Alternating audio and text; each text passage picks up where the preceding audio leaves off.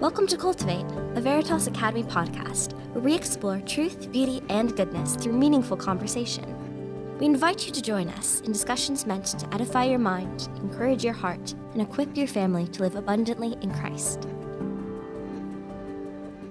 Welcome back to Cultivate, folks. Know that this season of Cultivate has been sponsored by Hershey Financial Advisors, a wealth management firm located at North Point Boulevard in Lancaster, leading people to make better financial decisions and empowering them to fulfill a vision beyond themselves. Today, we are going to learn how to think clearly, or at least we're going to learn how we try to teach young men and young women here at Veritas to think clearly and critically. I have with me two men who teach logic here at Veritas. Stephen Darrenkamp, who also teaches Latin. Can't forget that. No, I can't forget that. And Adam Timmins. Hello. Thanks for having us. Yeah, you're welcome. You're welcome. So when parents talk about the things that they really value in a classical Christian education, it is not surprising to me that many of them say that logic is one of those things that, or they say, I want my child to know how to think.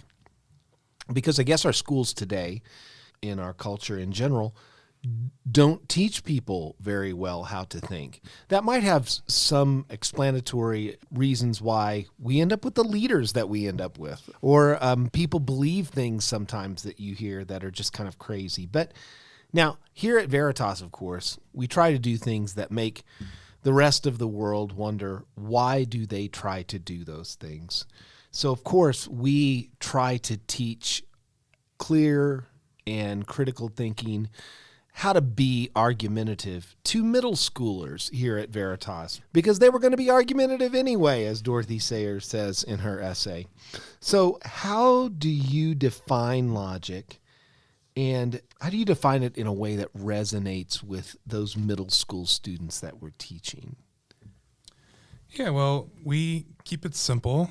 They're given a very simple yet accurate definition for logic, which is the science and art of reasoning well. Okay. And I think keeping it simple at first is a good strategy, because if you begin with a simple definition that they can understand, it can embolden them to have the confidence about more difficult definitions and more difficult concepts as they progress through the curriculum. So basically, if you work in construction for a while, there's bunches of different kinds of hammers.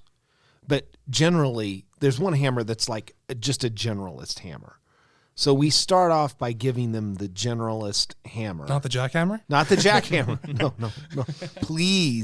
Please, no. So we teach them how to use that to gain confidence with that general tool before they go and get into the exotic, roofing hammers or ball peen hammers or sledgehammers or, as you said, hammerhead sharks or jackhammers. Anything to add there, Mr. Timmins? I think one of the things that I appreciate about the way we discuss logic at Veritas is helping our students understand that logic has to do with truth. Okay. And truth, essentially, if you're going to give it a basic definition, is that which accords with reality. Okay. And we live in a culture where reality is fairly amorphous, and it is up to the individual. Are you kidding me? I might be.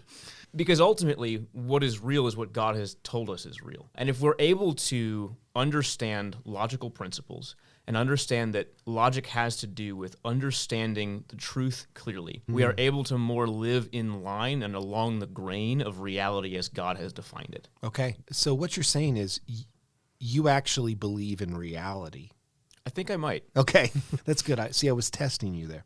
So when you're teaching logic to middle school kids, what are some of the challenges that students face learning logic? Because we might have parents out there who are parents of younger kids or parents even like of middle schoolers now saying, boy, that sounds complicated. I don't know if my child will be able to do that. And how do you help the students overcome those challenges to not just learning logic, but loving logic?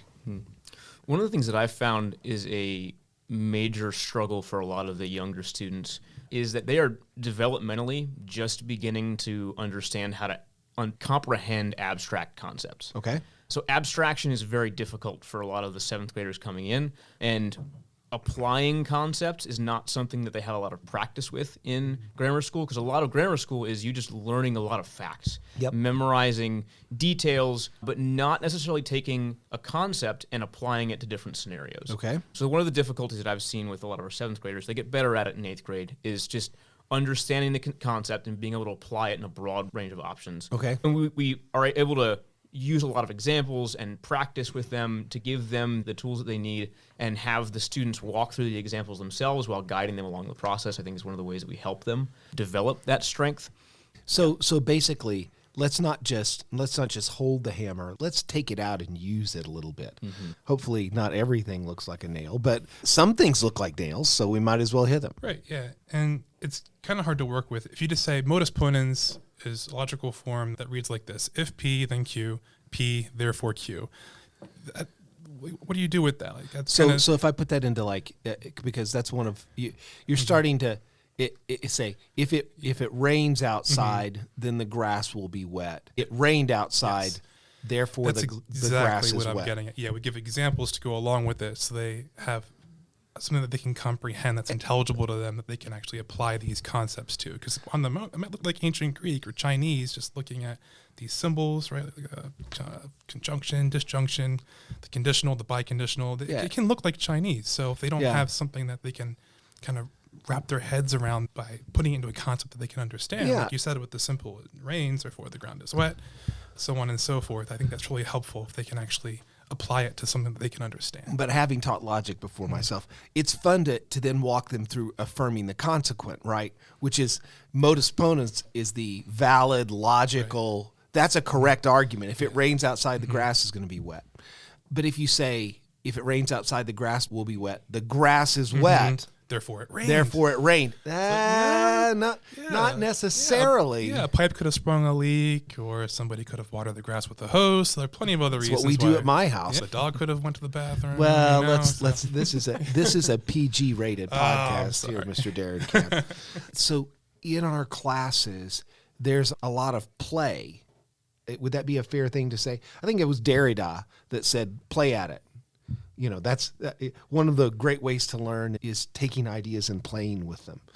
So how do you balance that formal instruction with the hands-on kind of playful engagement? A lot of times when I go past a classroom where logic's being taught, I notice students up at the board, and they might be, writing out either the symbolic logic proof or something like that. The tables of validity, where you see all of these T's and F's, and they're figuring out what forms of arguments produce a valid argument, and then what forms of argument, really it doesn't matter. Even if you put all the true premises in, it doesn't really prove anything because it's invalid. So actually, could you unpack, and I'm hitting around it, giving examples as a definition, but could either of you just unpack what is validity and invalidity, or being not valid as it comes to arguments? So a valid argument just means that the conclusion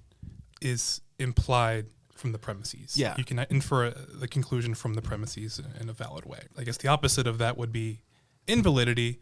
You could have a whole string of true statements and still end up with an invalid argument. Like you'd have true premise, true conclusion, but it could still be invalid because the form needs to be correct. So just the true statements aren't really enough. They're a big part of it, but the form needs to be correct. And we teach our students in our syllogism unit that there are 24 valid syllogism forms.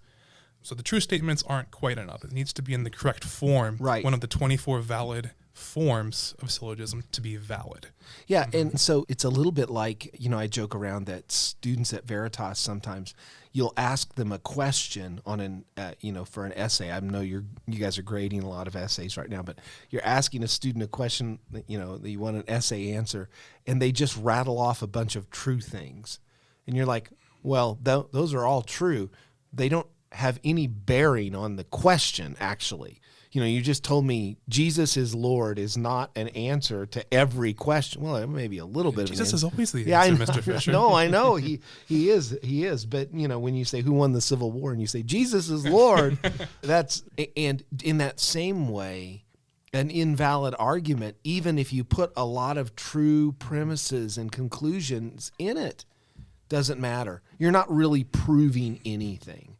One of the things that we also discuss is the fact that validity and soundness are not the same thing. Okay. You can have a valid argument that the conclusion is implied by the premises, but if it's not true, it's still not a sound argument. So an example of that I like to share with our students when we're discussing syllogisms is that you can say that these three statements, all three statements are false, but it's a valid argument. Okay. All boys are moon rocks. Okay. Not true. All moon rocks are red. Also not true. Therefore, all boys are red. Yes. Also, all three of those statements are false. But if they were true, But if they were true, the conclusion would have to be correct because of the structure of the argument. The form is valid itself. Most girls at like 7th grade, they might still think that boys are moon rocks, but it's going to change. It's going to change in a little while, I think. We're a classical Christian school, though. I mean, logic definitely sounds like it fits with that classical part of our school. But how can logic be taught in a distinctly Christian way? Or why do Christians wander off into logic? Isn't it good enough just to raise our hands and feel the Spirit moving? Oh, boy. So one of the things that we discuss with students... Here at the Cultivate podcast, we try to get in trouble on every episode. At the beginning of the year with 7th graders, we discuss the fact that God in his nature is logical, that he has constructed a world and filled it with people who bear his image, who are also sharing in the capacity that he has to be logical, that we have that as well. He made a world that is discernible and understandable, that we can comprehend, and gave us minds to be able to comprehend it.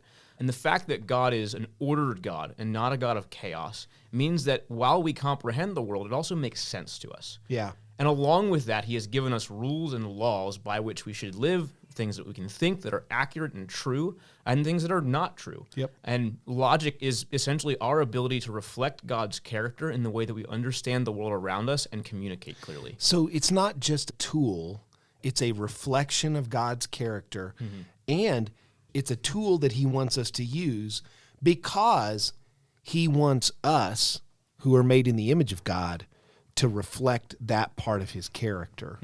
And we can do it in some pretty poor ways sometimes. Yes, we can. Not that would ever happen here at Veritas Academy, but No, because we're Christians. well, yeah, but boy, we can think of times in history. We can think of times in like the last week when Christians say things and they do things that would fail by that measurement. And we want these young people at Veritas to go out into the world and not.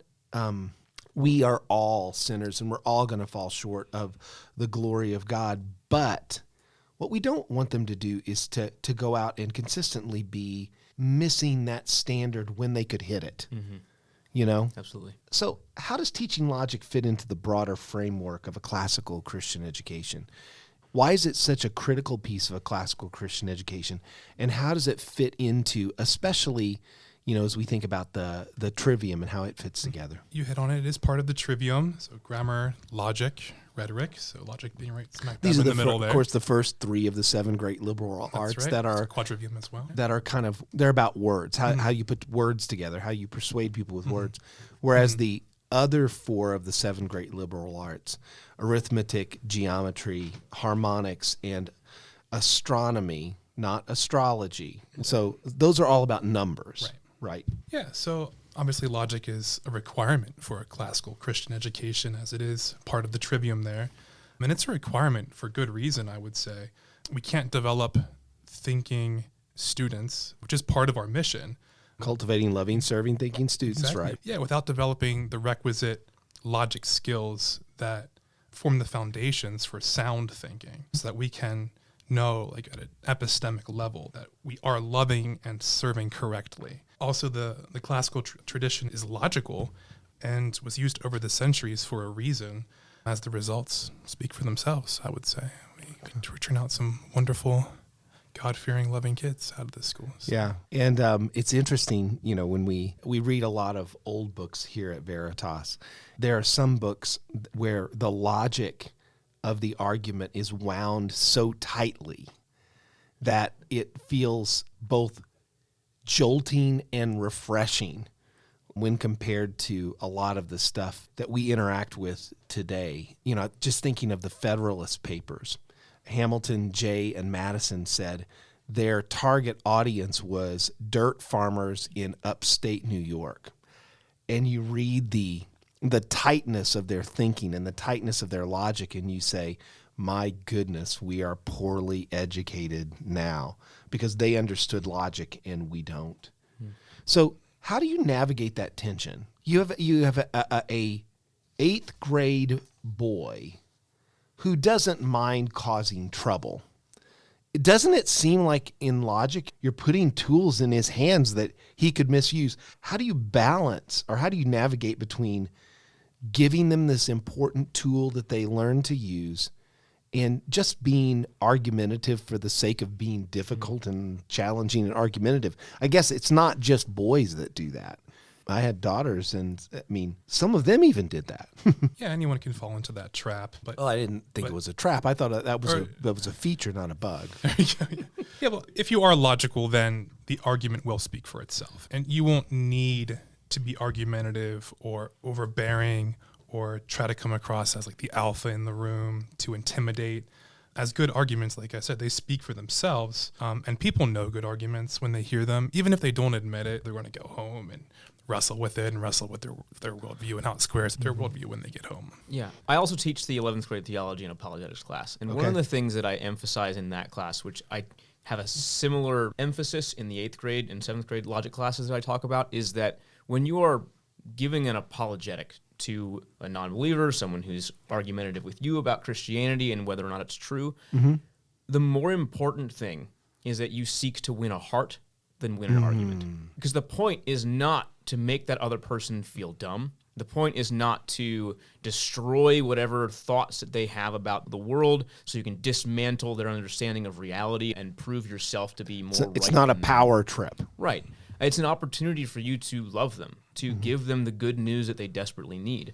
And I think a precursor to that is that in this stage of 7th and 8th grade, as they're learning logic, I want them to understand that truth is more important than being right.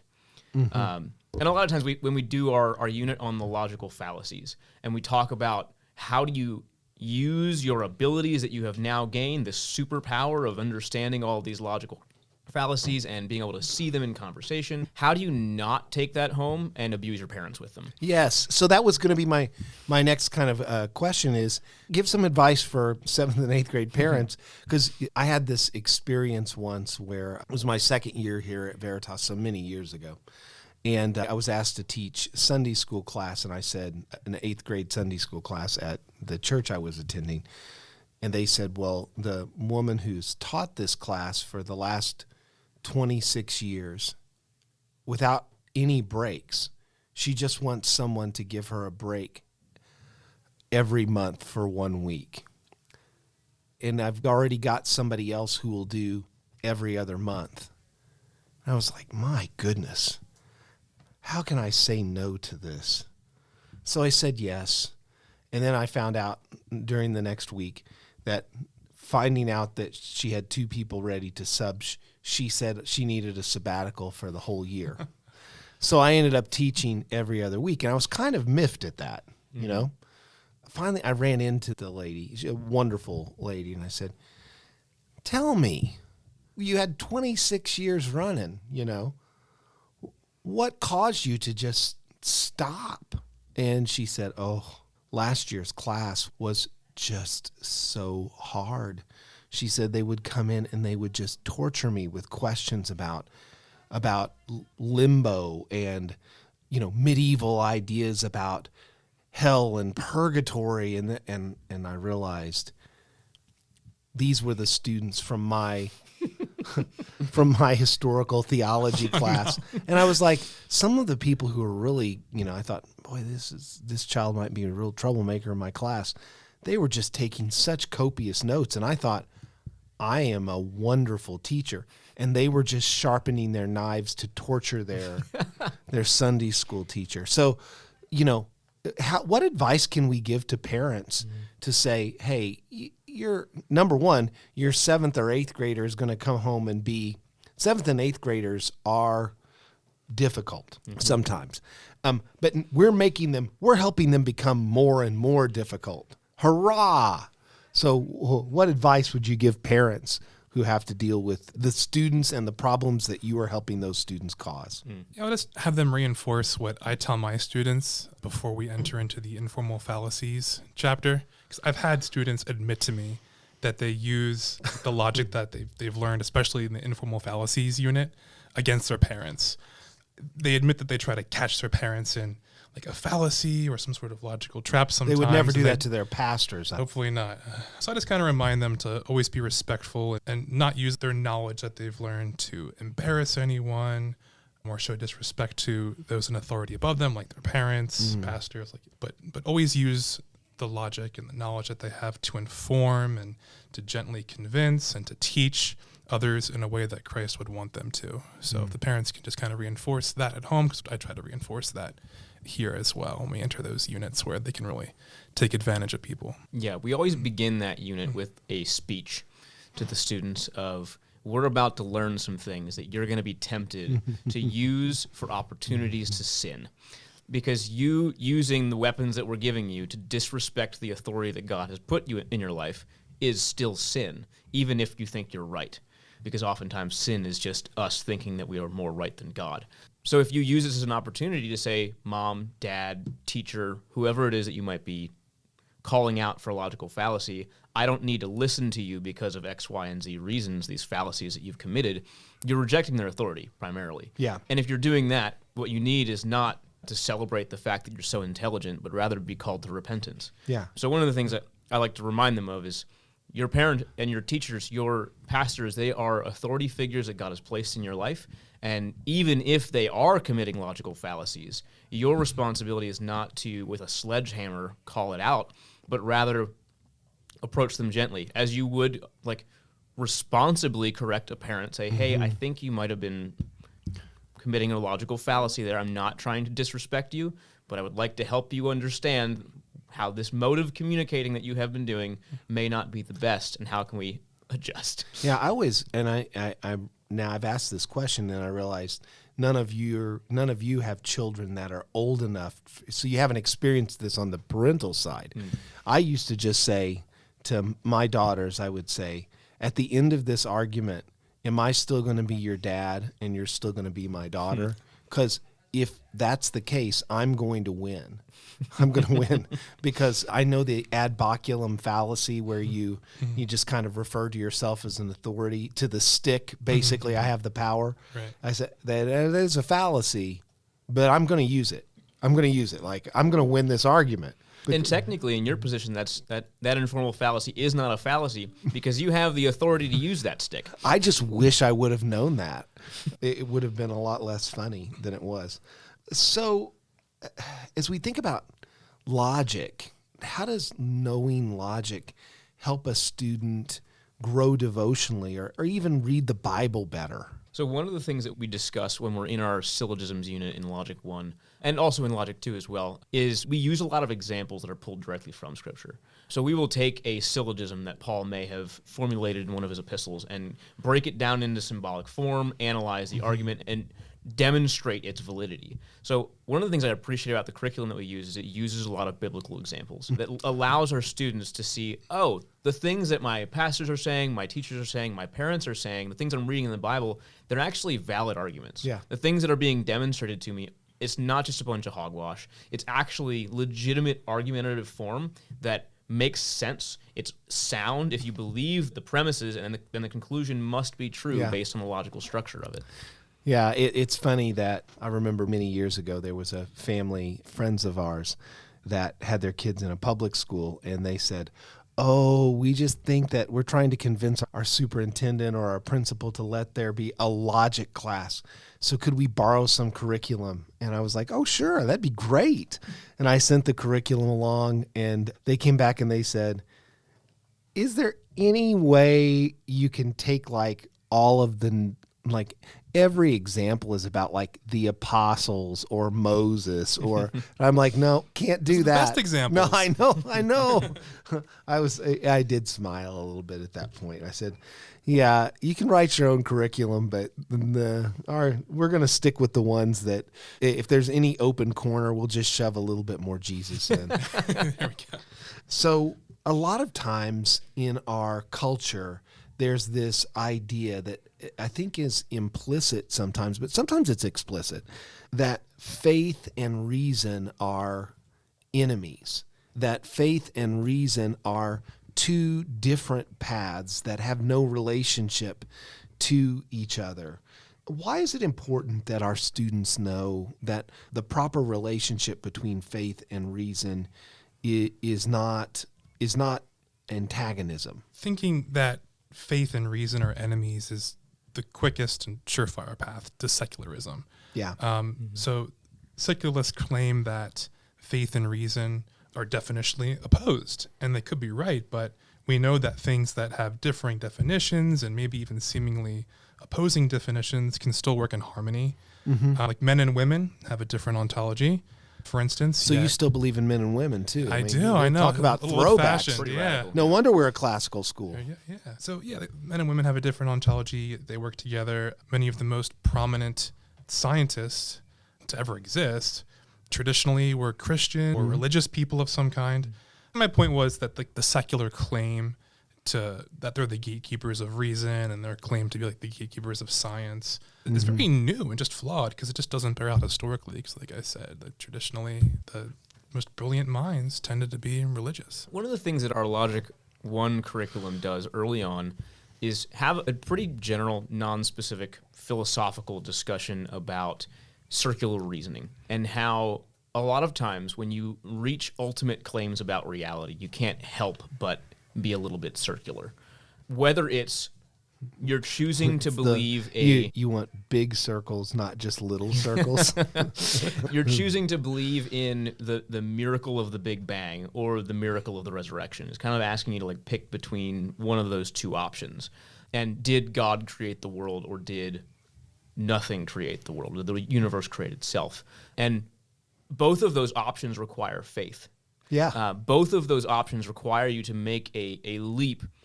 One of them makes more sense. It certainly one of them has does. a lot of evidence that demonstrates it, and one of them is actually a little more logically consistent with just the laws of science in and of themselves, and that like life cannot come from unlife. Just principles of causality, understanding how morality works in the world, how every single individual in the world has this need for purpose and meaning, and none of that makes any sense if it's not God. Yeah. Even rationality becomes subjective if there is not a God who is making you in his image and has an ultimate standard of what rational means. Well, and that's kind of what we've seen in our day, is that the Enlightenment has kind of played its hand out now. It doesn't have any cards left.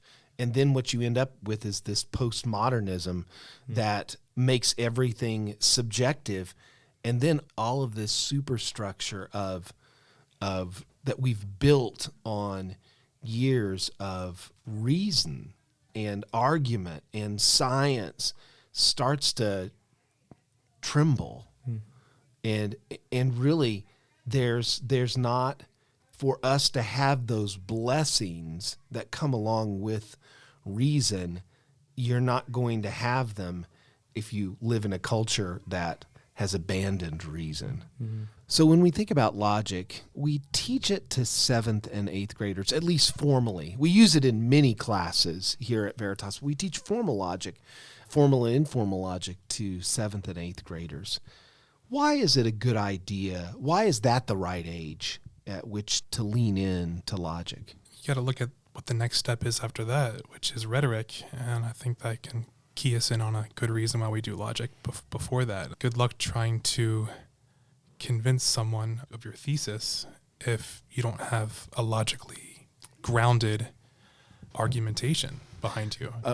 Someone who understands rhetoric without being committed to the goodness of logic ends up being a sophist. Yeah. No, Yeah, they end up being someone who doesn't really care about truth. They don't really care about what happens to the other person. They're just trying to manipulate their way through life. Mm-hmm.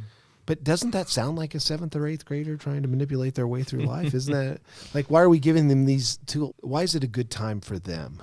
I think one of the reasons, and this is how I explain it to my students a lot of times, because you've got like the 7th or 8th graders like, why do I need to learn this right now? And they have that question about, is this on the test? yeah, it's all about the test. And they ask that question about a lot of different topics, mainly because they're just lazy. But one of the You mean at other schools, right? Right, yeah. Right, yeah. Not here. Okay. Again, we're Christians. Good. We're never lazy. One of the things I think that it helps students do is practice analytical skills. Mm-hmm. It's using a similar side of your brain that math does, which a lot of students who struggle in logic tend to also struggle with math. And I'm wondering how much that's just a motivation Is issue. it like a successful, when they're successful in math, are they usually successful in logic? I don't know if it's a one-for-one correlation, but I do believe that your analytical abilities very much are in line with one another. So this is a little bit of a left brain activity here is what we're doing. A lot of times, specifically in logic too. And one of the things that I encourage them to understand is that what we're trying to do here with a lot of this like rote practice and writing out truth tables and proofs for validity and symbolized syllogisms, what we're doing is training your instincts. Yeah. We're giving you the tools, not necessarily that like you can sit down in front of a debate and symbolize the argument on a piece of scrap paper while it's happening and analyze the validity. That's not what we're trying to do. What we're trying to do is teach your mind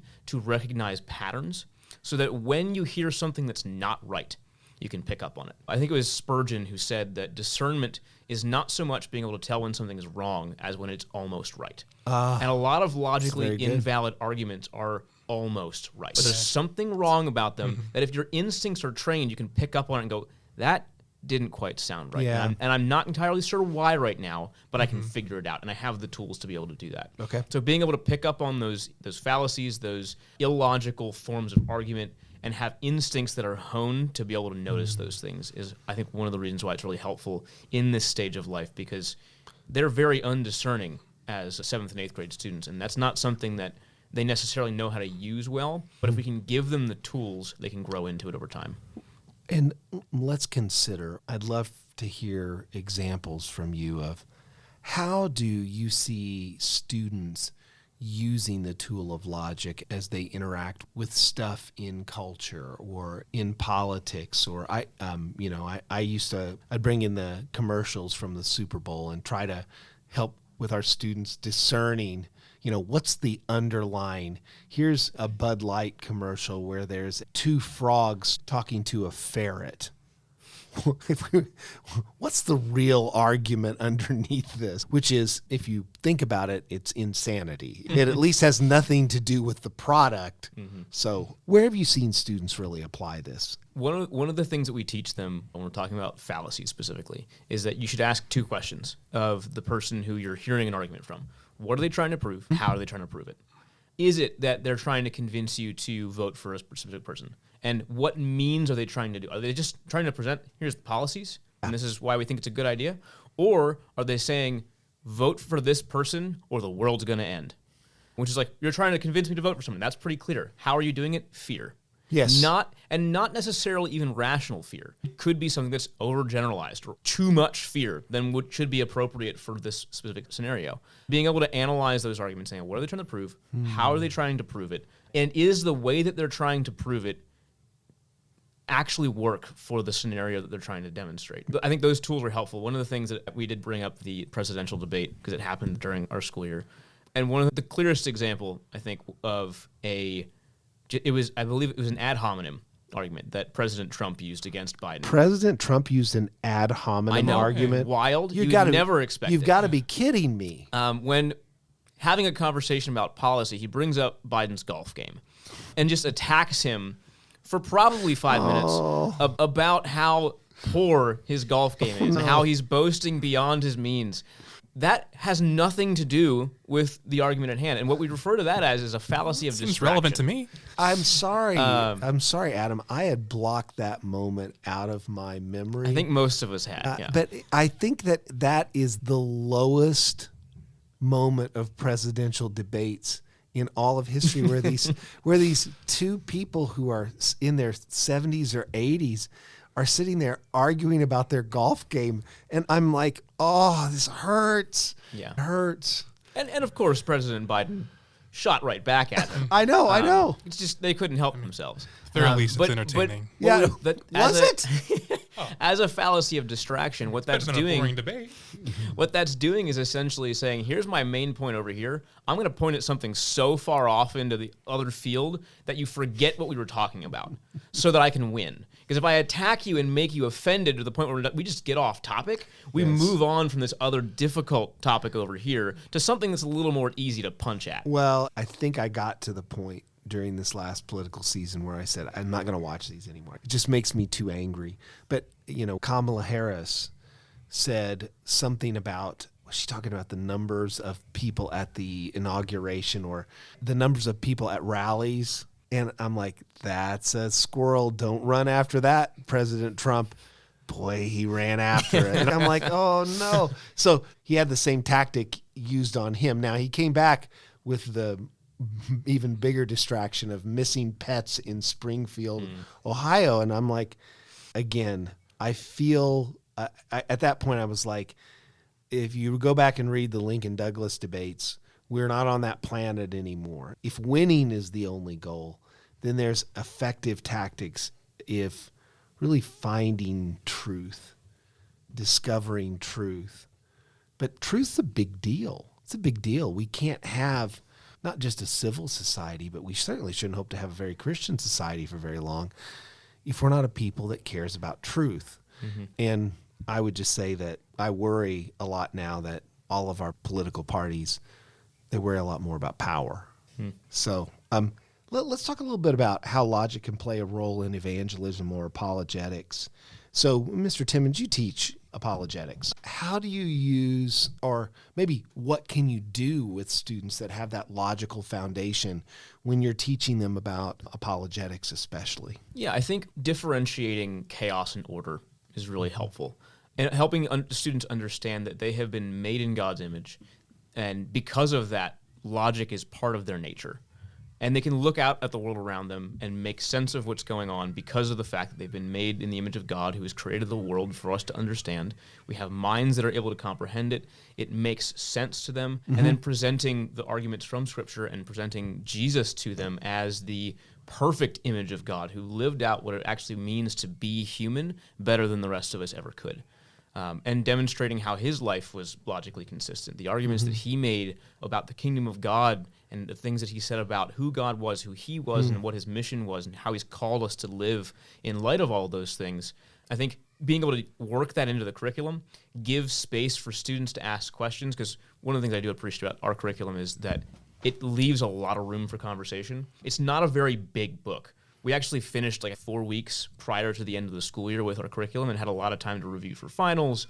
And one of the things my students actually did to me this year was they kept a running list of all of the off-topic conversations we had. Most of them were biblical and theological. Some of them had nothing to do with class. I was going to say they're making a book on you. They're making a book. Like they're going to find the common topics that can derail a class.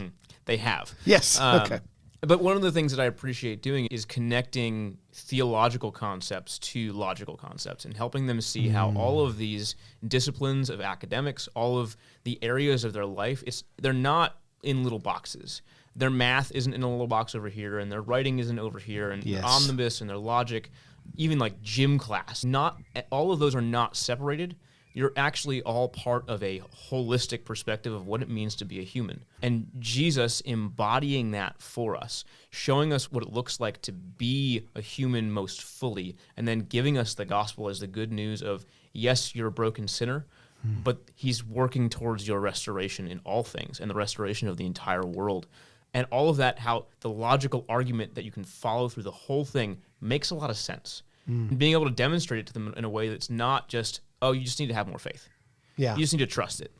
But you can say you can trust it and it makes sense. Yeah. So it's just such a difference. I grew up certainly in a family that really tried to use reason very rightly and righteously, but it was a very Christian world that we were living, very But I knew people whose faith was so, they tried not to learn anything or explore anything because that's where the danger was. You know, what we're going to do is try to like huddle very tightly, you know, and hope that the rapture happens next week or the week after that. And it, you know, I remember reading that little booklet, 88 Reasons Christ is Returning in 1988. The problem was I was reading in like 1992. So I was like pretty sure that didn't happen. You know, the view of Christianity that classical Christian schools have is not, it's certainly not being dumb about, you know, there are some things like our kindergartners, a holy little huddle is a nice thing, you know, but for our 12th graders, we don't want them to stay away from exploring things. If God made the world, if he made it good, even though it is fallen and marred, it's a great place to explore, and exploring the world is not going to, in the end, destroy your faith. It's going to show you that your faith is a lot more useful than you thought it was. Absolutely. And one of the things to note, too, is formal logic was developed by a pagan in the academic sense. Like Aristotle wrote a lot of the stuff that we are teaching about. He didn't know Jesus, but that doesn't mean that what he said Well, he was true. he was on a stained glass window in the chapel of the college that I graduated from. Oh, so he must have known Jesus. He must have. I mean, I didn't even I know guess that. I was wrong about Aristotle. And then there was like, there's Plato and Aristotle. I'm like, oh, golly, that's wonderful. There's the Apostle John and Plato and Aristotle. I just never knew they talked to each other. So what surprised you most about teaching logic? Because, I mean, logic's not that thing that you don't go to college and say, I want to be a logic teacher. They don't have a class for that. And most of the logic books that you would get in college end up being, I'm not going to say useless, but I took logic in college and it was not as helpful as I see it being to our 7th and 8th graders here. So what surprised you most about teaching logic to middle schoolers? Just how well and how quickly they understand and pick up on these difficult topics, especially having never taken like an actual formal logic class before. And Mr. Timmins mentioned earlier how they never really were asked to think so abstractly before and so deeply in this new and completely new and different way than they had before. It's just how fast they've picked up on it and just how inquisitive they are. Some of the questions that they ask can be pretty deep and profound, and they can surprise me at times for students who are just so new to this course. I'm always surprised by their creativity. We spend a lot of time going over examples in class, and sometimes I will not bring any of my own, and I'll have them generate their own, and some of the stuff that they come up with is outlandishly wild. Just their creativity and the amount of fun that they can generate out of something that anywhere else would be so boring. Because logic is very dense. It's complicated. There's a lot of complexity to it, but there is a lot of creativity that can be found in the examples that they come up with. See, I've always wondered, you guys helped me solve one of the great mysteries of life in this podcast. And I've always wondered, like, is there possibly any good use for TikTok? And I think there is, because it's a great place to get 15-second logical fallacies just over and over and over again. So, like, our world is so replete. It's like fishing in a bucket trying to find these things. So I'm hoping that your kids find examples in real life. I used to have the young people, I would assign them watching like a political debate. Now it's not even worthwhile a lot of times. It's like, it's terrible. So if you could have your students remember one thing, 10 years from now, they'll be thinking logically, the motor will be humming, and they've been thinking logically for so long that they won't even know that the motor's humming. It's just humming in the background. What are the things that you hope that they carry away from class and that really form the kind of people that they're going to be? I hope that they share a common goal with me, which one of my many common goals is to be able to jump into any random conversation and be able to contribute in some way to that conversation. I don't think you need to be super intelligent to do that. I just think that you need to have the logical tools to be able to analyze what they're saying. And if you have those tools, you can participate in some small way and no matter what the topic is. Yeah. I think. And of course, the ability to just have the tools to not be taken advantage of as well. It's like knowing that the formal fallacies, informal fallacies, so that they can recognize it when they see it so they don't get taken advantage of as well. But So you don't click on that thing on TikTok, right? you got to have self-control. Right, That's yes. So what do you think, Mr. Timmins? I think if I could cause them to remember one thing from the classes that they take here is that truth matters more than winning an argument. I would love for them to be able to understand Doesn't winning feel really good? I don't care. Okay. I'm not a very competitive person. That's a lie. I'm very competitive. Okay. I just shroud it underneath a lot of masks. That truth matters, and winning is not as important as it is presenting the truth that you believe. Mm-hmm. If you can winsomely lose, that's better than aggressively winning. And presenting yourself in a way that is godly, presenting the truth, especially the truth of the gospel, in a way that demonstrates humility, demonstrates the characteristics and the virtues that we are encouraged to become in Christ. And if you can do that and lose an argument, you may have actually won a heart. Yeah, well, and it's focusing us as believers.